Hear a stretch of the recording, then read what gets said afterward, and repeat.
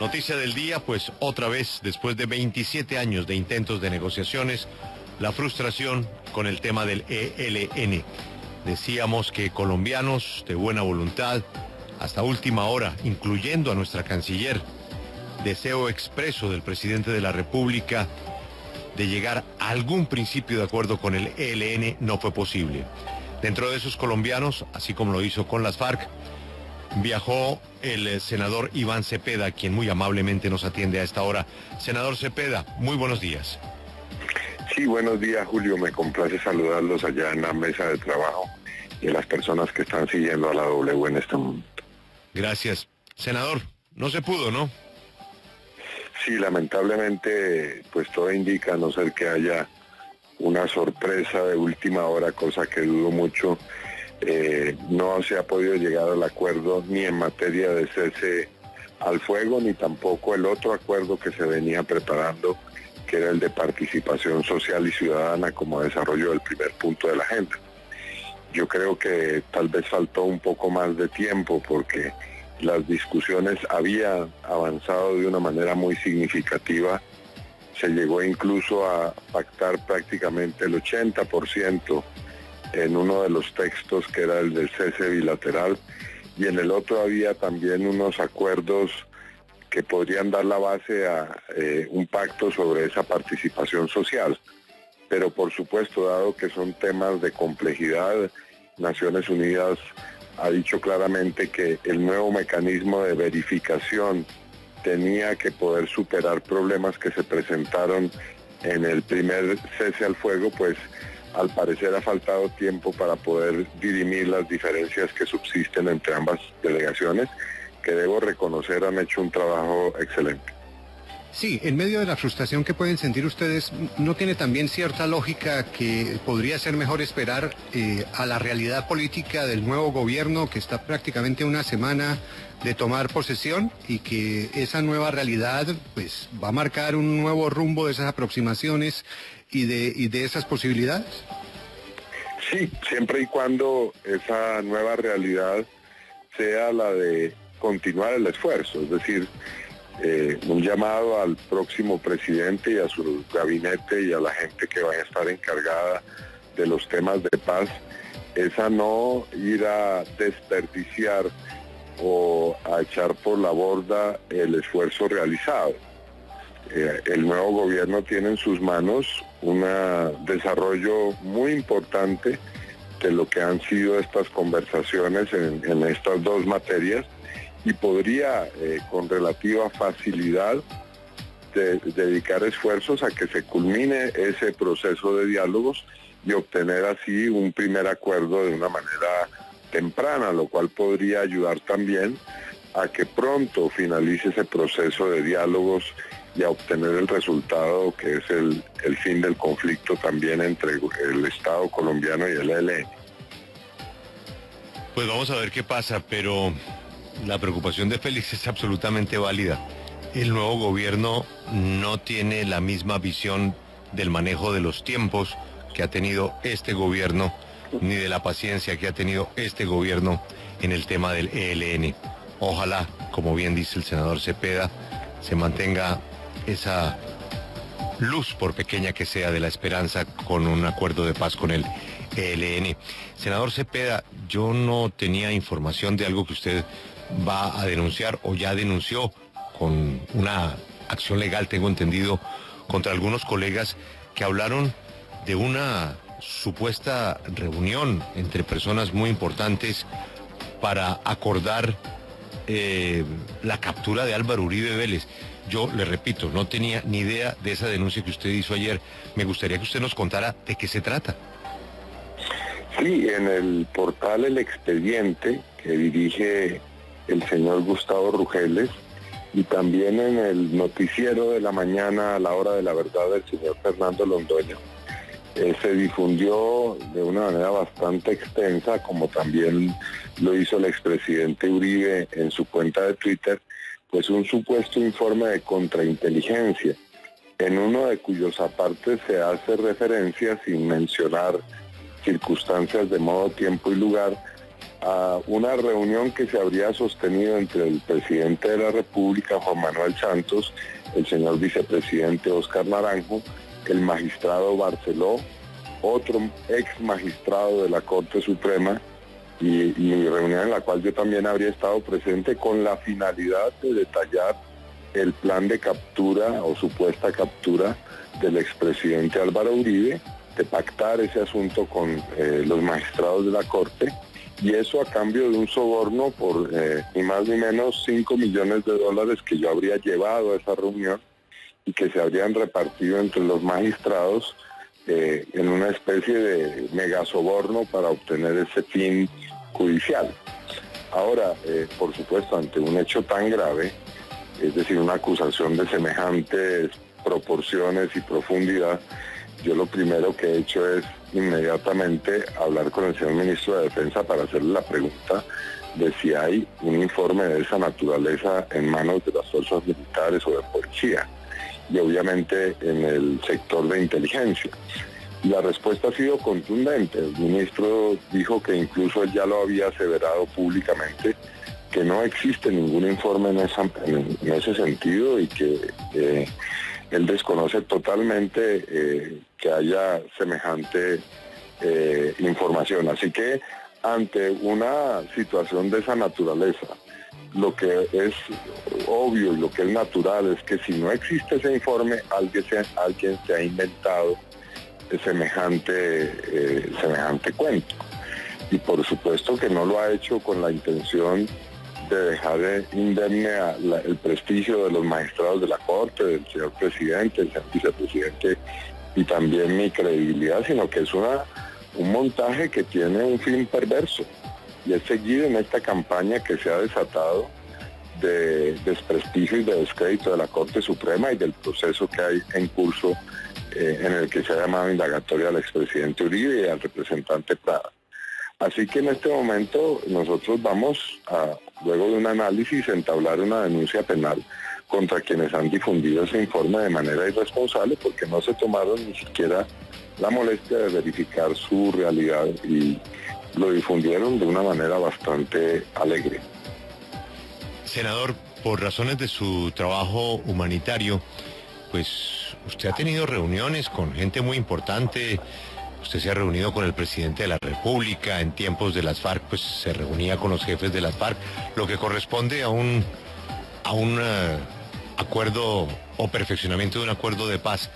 Pero en este caso en particular se mencionan no solamente autoridades del Ejecutivo, sino a dos magistrados de la Corte Suprema de Justicia que nos merecen el mayor respeto: el magistrado Arboleda Ripoll y el ex magistrado y el actual magistrado Barceló.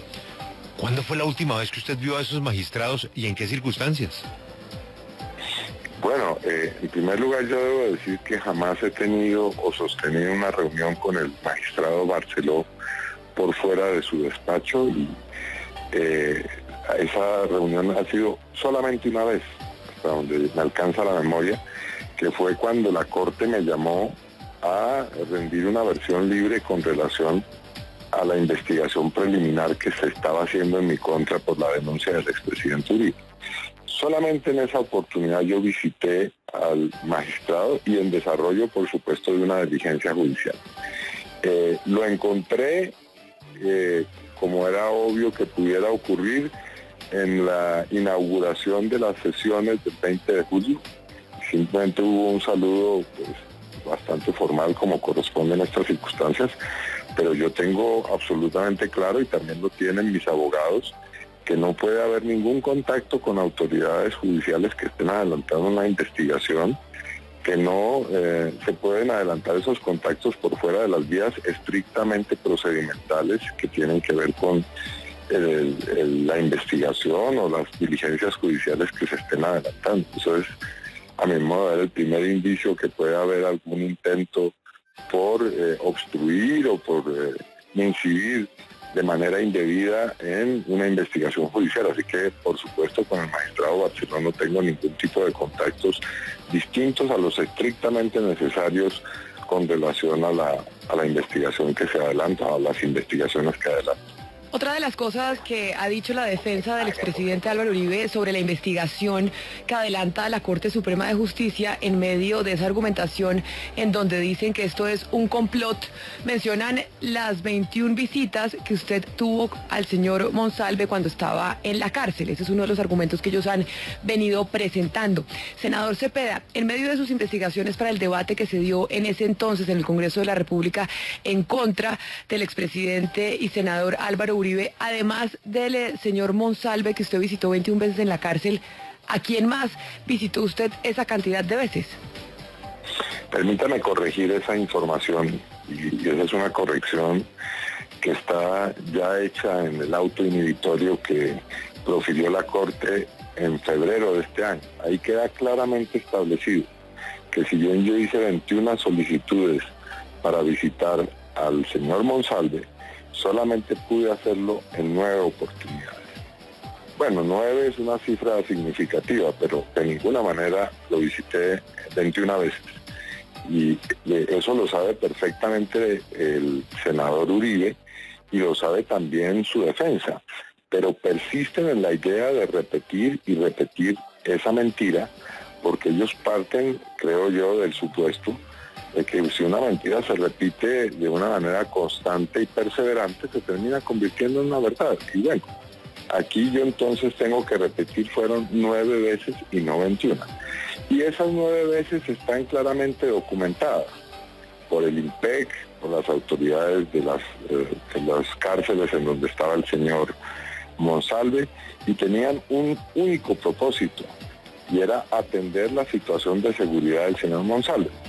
Se sabe claramente que el señor Monsalve ha sido objeto de 2 atentados contra su vida y de múltiples intentos por silenciarlo, presionarlo y que cambie su declaración. Bueno, el señor Monsalve durante estos 6 años no ha cambiado su declaración. Así que aquí hay un intento por seguir presionando, por seguir mintiendo y por seguir desfigurando la verdad. Y yo debo decirle que a ningún otro prisionero del país lo he visitado 9 veces. Es posible que haya visitado muchas cárceles, repetidas oportunidades por el trabajo que ha hecho en esas cárceles y que está exhaustivamente documentado Senador por parte Cepeda. de la Corte Suprema. Entonces, para claridad, y me parece importante que usted diga que no fueron 21 veces, fueron 9 veces las que usted visitó al señor Monsalve por temas de seguridad, pero en aras de saber ese trabajo que usted estaba haciendo de investigación para el debate en el Congreso de la República, el señor Monsalve fue el único preso que usted visitó esa cantidad de oportunidades, ningún otro. Sí, ningún otro, por razones de seguridad y no por razones del debate.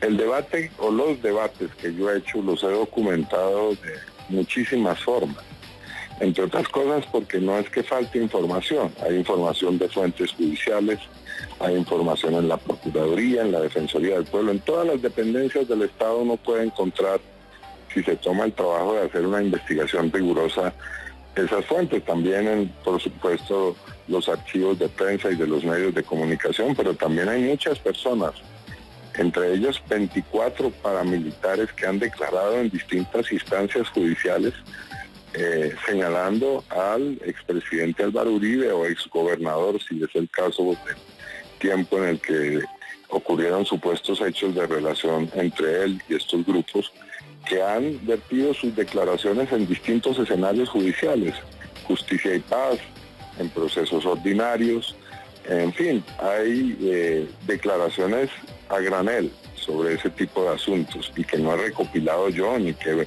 me he tomado el trabajo de urdir de alguna manera. No, son asuntos que han venido apareciendo y que son de conocimiento público incluso, así que el debate que yo hice no dependía de las declaraciones del señor Monsalve. Senador, ayer en el juicio contra Santiago Uribe Vélez, Monoleche precisamente pues dijo que usted a través de alias Pipinta le había ofrecido a él y a Ernesto Báez, entre otras, beneficios jurídicos y económicos para que declararan contra los hermanos Uribe Vélez. ¿Usted conoce a este ex paramilitar alias Alberto Pipinta, quien sería, según Monoleche, la persona que le habría hecho ofrecimientos en su nombre? Bueno, yo ayer dije en la rueda de prensa que convoqué que el expresidente Álvaro Uribe al mismo tiempo que dice someterse a la justicia y respetar la Corte Suprema, tiene una campaña montada para que afloren distintos tipos de mentiras.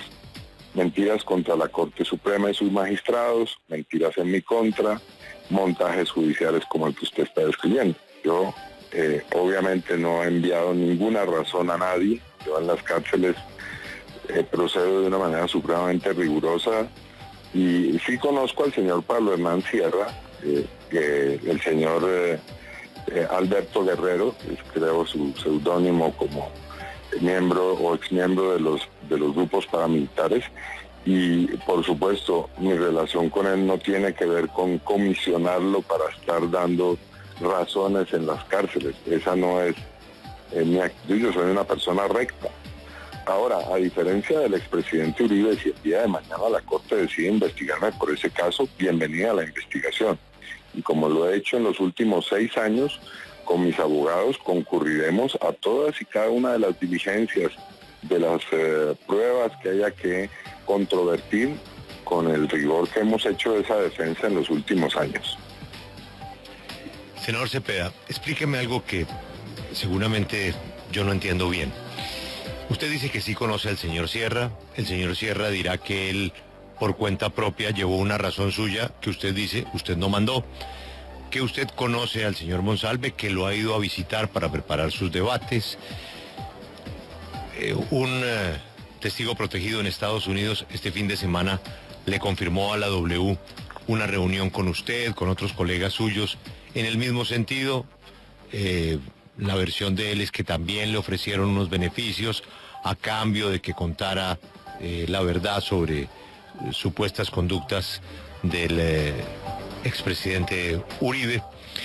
Y si usted habla con el expresidente Uribe, pues él va a decir lo mismo. Hay unas personas que yo no he mandado, yo no he ofrecido, que se han acercado a testigos para que digan lo que para él es la verdad. Es decir, que aclaren pues esas gravísimas acusaciones. La pregunta es la siguiente: ¿por qué las diligencias que usted ha hecho, en el sentido que usted dice que las ha hecho, no tienen problema, y las diligencias que han hecho amigos de Álvaro Uribe, haciendo también ofrecimientos y hablando con testigos comunes que usted sabe cambian permanentemente sus versiones de acuerdo a los beneficios, y que lo único que los colombianos queremos es saber la verdad?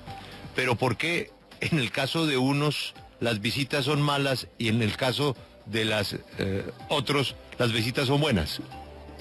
No, pero esa no ha sido la discusión que yo he entablado con el señor expresidente y senador Uribe, que no es sobre la naturaleza de las visitas que hacen sus colaboradores a las cárceles, sino es sobre el procedimiento para establecer la verdad, porque por supuesto yo afirmo que lo que estoy diciendo es cierto, y lo que él afirma pues hará lo mismo.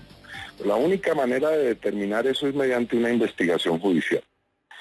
Y entonces la diferencia en qué estriba, en que mientras yo me someto sin, digamos, ningún comentario, ninguna alusión, ningún ataque a la Corte Suprema de Justicia, como repito, lo hice durante 6 años de manera bastante paciente y serena, el señor expresidente monta todo un show mediático para decir que los magistrados de la Corte Suprema lo están persiguiendo.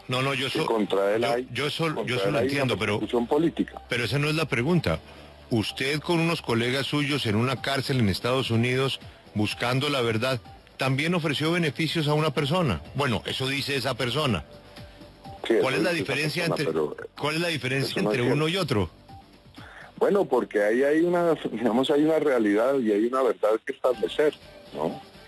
Si el día de mañana la justicia, yo sostengo que no ha sido así, que eso es una mentira, que efectivamente hubo una visita y que se habló sobre ciertos aspectos de la historia de ese tenebroso fenómeno que fue el paramilitarismo, pero que nunca se ofrecieron beneficios, entre otras cosas porque ofrecer beneficios a una persona que está en una cárcel de Estados Unidos es absurdo. Es decir, que los beneficios de semejante afirmación. Los beneficios, esa persona dice que los beneficios eran para su familia, y en Estados Unidos esas reuniones quedan documentadas.